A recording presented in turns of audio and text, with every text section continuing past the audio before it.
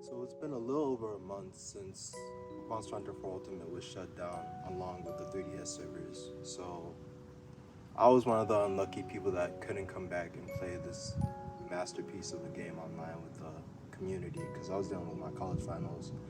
Didn't bring my 3DS with me, and I was just seeing online how tight-knit we all were. This isn't the first time I've dealt with anything like this because I was one of the Monster Hunter Tri players back in the day on the Wii. And one of these days, I remember coming home from school and I saw the Tri servers were shut down. I had no idea what it meant, but I just moved on. Found other games, XYZ, but this one hits a little different, you know? Now that I've come back home, I feel like I have the time to fall in love with the Monster Hunting series all over again from like the eyes of a youthful little 11-year-old that I was at the time. But it is not 2014 anymore, so as of me being 19 years old right now, Monster Hunter 4 Ultimate is the only game I have over 2,000 hours in. Which, like, bro, if you're not a gamer, I feel like I need to touch grass, right? I feel disgusting. But if you do play games, you know, that's some crazy shit, you know? Like, normally people put 500, but ultimately, I put a lot of my soul into that small little cartridge on my small little DS.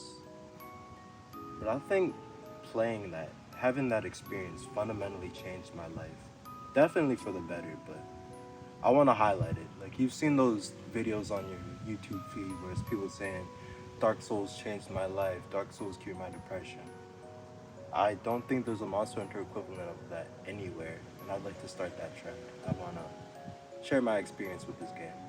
It's not going to be a full-on review, per se, as to why you should play it. There's plenty of videos like that, especially from Heavy Wings, Jacob.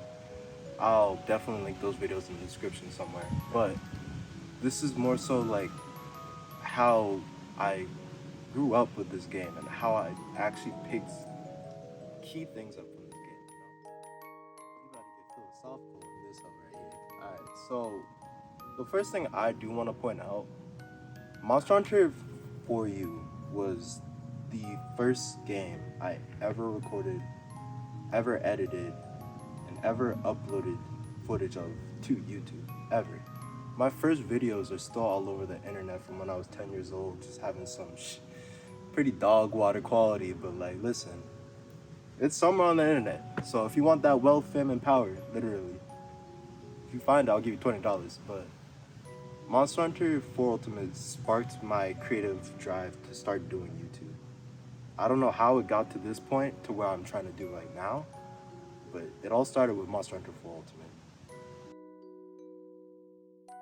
Now, the reason I wanted to highlight why Monster Hunter 4 Ultimate was the first the first game that I uploaded videos for, is because, truthfully, I think that was the first time I had a real online experience for any game by myself in a not controlled environment.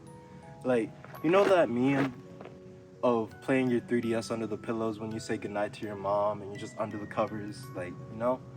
That's what I had with Monster Hunter, aside from Pokemon. So it was like the first revolutionary experience I had being in an online community. It opened the gates for me. You know, like, being a kid, even worse being a younger brother, you're impressionable. You just want to talk to people, experience things. And it can turn really bad. Like, I wasn't an iPad kid. I wasn't an Xbox 360 kid with Black Ops 2 for real. I had my 3DS. So that community I had on Monster Hunter 4 Ultimate really opened my horizons, even though it wasn't saturated whatsoever at the time. I wasn't on social media to see all the artwork, all the community discussions. It was just me in the hall running around with these people, and I think that was the first time I belonged. I chose something other than the sport that I really enjoyed. So I think it's probably time for me to get into the real specifics of what made me fall in love with this game and how it really formed up my adolescent years, you know? Because I could genuinely talk about this game for hours and hours and just keep going, you know? But I don't got time for that right now. Y'all probably, hopefully, don't got time for that right now, even though you have this on in the background. But, yeah. start. I'd like to say that the soundtrack had the strongest grip on my life for so much. I think, listen, the immersion that you get from a good soundtrack in any video game is a key thing. Monster Hunter 4, you took that and ran with it. Like, there's a special part of my brain just for Full Ultimate soundtrack. I remember every time I heard the diva sing any type of old song from Try, from Cadis's theme, I would instantly run to my piano and try to learn it. It sparked such a creative sense in me, especially, oh, this is so off topic, but listen, the angst behind Gore Magala and his music, that was like, that gave me a buff. If like every time I heard that, I felt like I was a super villain. Like real life, I was like, I'm about that life. But the soundtrack, man, there's something special about it.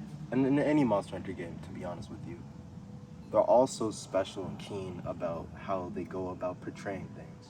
Monster Hunter Triad was to one with life. Monster Hunter 4 Ultimate had that, but it was more so story driven towards cycles, towards growing, towards being in your environment, you know? Man, 4 Ultimate's music really had culture to it. From every single village. Val Harbor being like this bustling and sound port town. Like you're in that. You go to Hearth, you hear the banging. You feel like you're really in like a dwarven Lord of the Rings type of area, you know, man? I think my favorite example of cultural music comes from the transition from going from the Val Harbor Gathering Hub up to Elder Hall. Like Val Harbor's Gathering Hub was like really reflective of what Val Harbor was, right? Like you have these hunters, these lowly hunters just trying to survive, trying to provide for the community, right? The music is not lonely, but it's bustling, people are busy. Val Harbor just portrays a humble beginning. And then you move on to Elder Hall, and you're just in this serene, professional environment. It's clean. I don't know who was behind this heart. Like every time you go to Elder Hall, you feel like you're that dude, bruh. You feel like you're him. You're him, and the music just backs it up. Like, yeah, the growth from low rank to G rank is crazy, right? But having a soundtrack that even somehow reflects that transition is crazy. But don't let me get started on the Monster Hunter battle music because 4U did that great. I already talked about Gormagalis, but the biggest thing I can really pinpoint on is the Siege battle music. Something about that, man, peak. Peak. Nothing better to register in like a 10-year-old's head that like, hey, you can take on a ginormous beast the size of a skyscraper. And you just hear these trumpets playing. You hear this big orchestra just behind you. I think having that just influential soundtrack behind every battle, I felt untouchable. But that leads on to my next point of the siege battles in 4 Ultimate. 4 Ultimate had me thinking about every move, especially Gogmazios. Like, if you're going solo or playing with other hunters, it depends. But, like, it altered my brain chemistry for better or for worse. Like, I feel genuinely like anytime I have to prepare for something, I'll be super keen on what I'm doing. So I have the best experience for the people around me and for myself. That's a skill you don't think would really come from a video game, but trust and believe, like, 4 Ultimate had some challenges where you had to do that.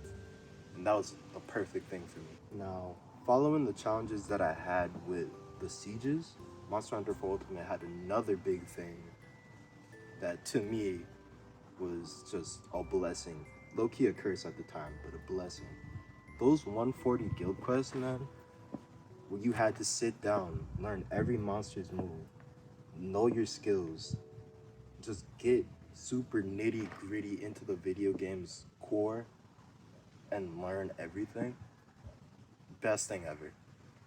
Best thing ever. It was thanks to these challenges that I was introduced to like the Hain method, set crafting, even just like min-maxing your set. What's the best weapon to use for this? How do elementals work? Um, Honing your weapon properly, soft caps, hard caps. I felt like a little brother. Well, I am a little brother, but like that HR 999 that walks in your lobby that knows everything, but you're just like sitting there, just like yeah, this is cool. Like I feel like a badass that I know how this shit works now. I feel like I'm at the top of my game. Like you learn something. You can actually get behind this. It's a new skill set that's yet to be unlocked because you're like, all right, what's next? And then there's this big wall called 140 Apex Double J, and you're just like, shit. I kind of not want to play this game anymore, but still, man, I loved it at the end of the day. I think it's kind of crazy to say that, like, yo, I was crip walking on these Apex Rajang corpses with this HR999 in my lobby, but like, I think it gave me some, I wouldn't say motivation to be the best, but motivation to just be efficient with a lot of the things that I do in my life nowadays. I think 140 guild quests were the equivalent of Kaisenat beating Melania, or when a Dark Souls head talks about overcoming a specific trial with the first boss. It's just that action of getting in the flow state. Monster Hunter 4U was the first time I experienced the flow state in my life. There was a lot of achievement and pride to be taken throughout this whole playthrough of Monster Hunter 4 Ultimate. That was just something so special, and it was even better to share it with somebody. Like, my catalog on my 3DS friend list was just through the roof just by one game. And I had other games. I play a lot of other games, especially at this time. Monster Hunter at its core is just really solid at connecting people. But at the time, that was more so a thing in Japan. It was not a Western thing to have all these people gather up and hunt with each other as much as it was over in Japan. But now that we had that online functionality, massive, just through the roof for the amount of things that you can do, the amount of people you can learn from. I really do hope that every homie I made on that game is just living large, living happy, and doing something successful, because I think that was you just had to be there. That was one of those you had to be there type of moments. 2014 to 2018. Enjoying that experience. So to start wrapping it up, because I got a lot of people coming out here right now and the bugs is kind of whooping my ass. I think philosophically, Monster Hunter 4 Ultimate had a lot of good messages about cycles, growing up, and portraying what it means to have a rival, overcome that. So I think the implementation of Gore Magala as its own storyline was just phenomenal due to those previous facts. But one thing I really adored Monster Hunter 4U for doing was the way they brought out quests. You were an investigator, you were inspecting, you were researching, a little separately from World, but you weren't just fighting monsters. You were engaged in a storyline to be like, hey, something ain't right here. Go check this out. This Tigrex is acting weird. And then you just like playing detective. It made you think. The wheels were turning behind like everything. There was never a plot line that's ever made me like sat down and be like, man, oh snap, what's going on? What's this? Oh my god, Shagru was actually cool. It's like, bro, hands down, a great experience to have as a kid. If you have kids, bro, get them a 3DS, not an iPad. Don't do it. I don't think I've ever been so attached to a video game as much as I do to this one, and I feel like I owe a lot of my adventurous tendencies just because I played it and I immersed so much of my soul into it. It made me just want to be out here just like the Caravaneer and just travel, find hidden gems, and progress my life freely. I hope Capcom takes every golden lesson from this video game and translates it to something newer. or like remakes the game. Like, bro, I will throw so much money at this damn company for that to happen. Who cares about Pokemon, bro? Like, let's remake Monster Hunter 4 Ultimate and just take it. Like, I need that in my life. My soul needs that, bro. Like, so I hope my little nostalgic trip sort of made you want to reflect on this game as happily as I have, or made you want to start the game. Because I know a lot of people to this day still haven't touched it because accessibility is not the greatest. So yeah, but um, I feel like a lot of games tend to age poorly. They don't give you that. It's like it's a waste of money, a waste of stimulation, a waste of your time, especially. But 4U's good vibes. It's probably a really good ROI, return on investment, and it makes my soul happy. And I pray that it does the same for you. So, moving on with content news, I'll be streaming Monster Hunter Try on my Twitch. 100% playthrough. I'll be starting on Saturday. But I'm also on the move. I'm moving to Hawaii next Tuesday. So I'll be posting updates on Twitter for what I'm doing. But besides that, be safe out there on these physical streets, these virtual streets. Protect your energy, man. Much love. I'll see y'all soon.